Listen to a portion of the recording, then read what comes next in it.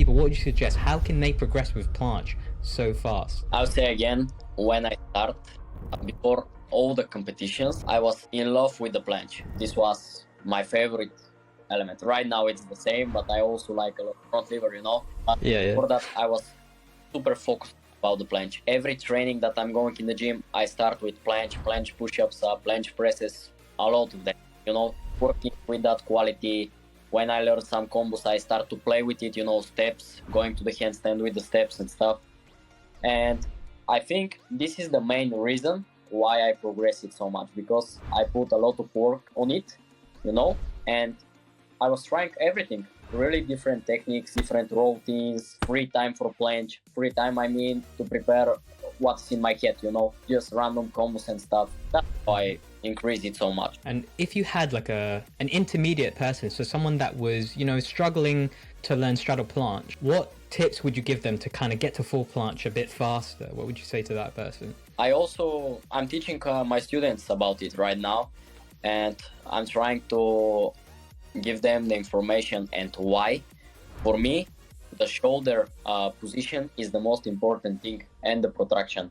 I was also checking a lot of videos in YouTube with one of my friends in the gym. We're making so much analysis about it, and what I understand actually is if you don't have that position with the shoulder, the muscles on your back, like the scapula and everything, are not activated. They are not going to activate.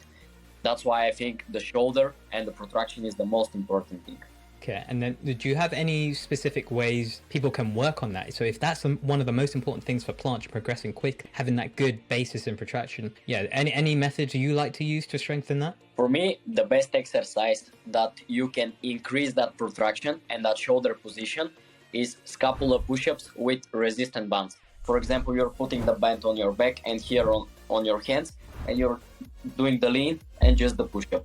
If without the band, you're just doing it like to check if you're looking good, and if you're doing with the resistant band, you're going to gain some strength, and this is super important. Do you have any exercises you'd recommend for someone who's intermediate trying to learn front lever? I can share something really interesting for all of the people, and also for me.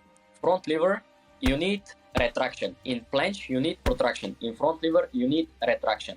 And why? Retraction and the grip are one of the most important things. For example, if you're preparing yourself for front lever pull-ups, the grip will give you that space for the touch. If you drop the grip, the space will be much, much longer, to touch the bar. So that's how you will lose also time in competitions. And just imagine, you have the grip here. If from that grip, my hands are going to be longer, you see? And the bar will be here. If you make that false grip, the bar will come closer to your body. And after that, if you don't have that retraction, you'll be here on the protraction. If you did like this, boom, protraction, and you have the false grip, the range will be like this. If you don't have the things, the range from the bar will be like this. So that's how also the athletes that are preparing for Burning Gate, let's say, they are focusing so much on the retraction in front lever and the grip. It's the most two important things for the pull-up. So I can recommend to the people about normal front lever. For me, forever, the best exercise is negatives. This is the thing. With that thing, I learned the front lever. Negatives from up, from here, going to down, and trying to save that retraction on the front lever. It's the most important thing for me. It doesn't matter if it's going to be on the straddle front lever or down to tuck front lever, advanced tuck front lever, or full front lever. Retraction is the most important thing combined with the grip. Moving on, so again, another common question you probably get asked is you have a lot of explosive strength. How can people gain that explosive kind of strength with their push-ups where it's very quick? I'm studying right now in a university that everything is combined with sport, and interesting thing that they teach us there something about this explosive strength, and it's that you are born with it. And it's also about the speed. I'm not 100% sure it's right, but I can share what they told us.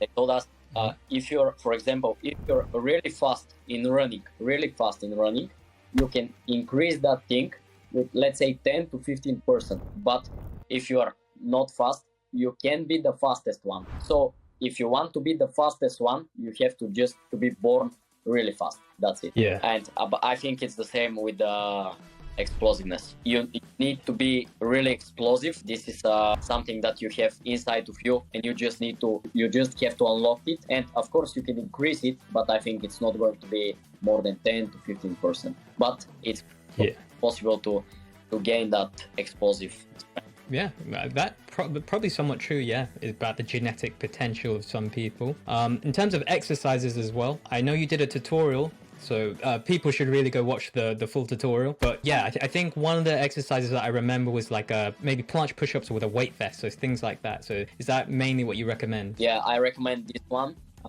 Yes, of course, if there is a people that want to try to upgrade that explosiveness, of course, I think there's potential for them. Even if it's 10 to 15%, it's good to try.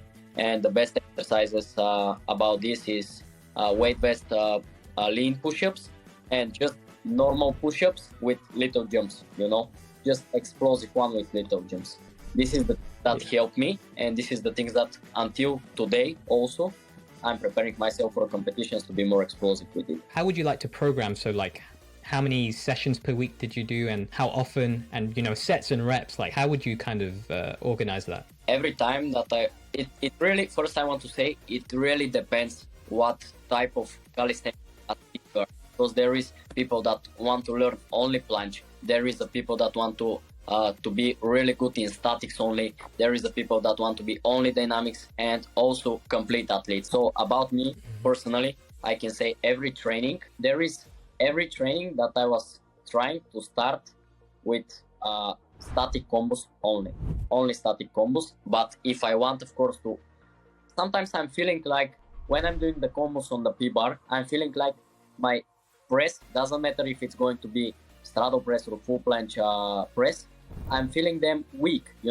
Today I'm like, I have really good strength for push-ups, but not for press, And the next training, I'm starting with the presses, so I want to increase them, and that's how I'm making the balance between these elements, It's really hard to know everything in that level, because, for example, if you're a complete athlete and you can do like 5 to 10 different static elements and 5 to 10 different dynamic elements, it's really hard to work on everything in one training. So it's really hard until now for me to structure really good my trainings, to have a really good plan. Yes, of course, if you want to learn only planche, it's going to be much easier. You're starting with the hardest one, you're pushing through all that exercises that will increase your push strength, hold, press, and stuff. And the second day, you can choose only to hold full planche, test your holds. Next day, you can choose to test your push-ups and presses and stuff. I can say right now, I don't have a specific plan. Before I was training, I was focusing just on the things that I want to increase, and mostly it was planche presses. I think I prefer planche presses than planche push-ups. Yeah, I agree with a lot of what you're saying. Is that the main thing was putting that thing you want to focus on first in the training session, and it's hard to work on many things at once. For example, I was trying to unlock iron cross until recently. I unlocked it maybe like a week ago, and I was doing a lot of push, so I wanted to get Maltese, full planche, and iron cross. I was kind of trying to train all of them at the same time. Hard to get better at all of them all at once. Iron cross is basically what I got best at, and then the other two skills I got better but not as much. Iron cross, I was able to unlock it, but then my full planche didn't increase that much, and it's just because it's so hard to work on those different goals all at the same time, especially if it's hitting the same muscles. Exactly. And imagine what is the training for one super complete athlete. You're going in the gym, and in your mind you have 5 new elements that you want to learn, but if you focus only in them, there is probably you're going to make your level a little bit lower on the other things, Super hard. It's super hard.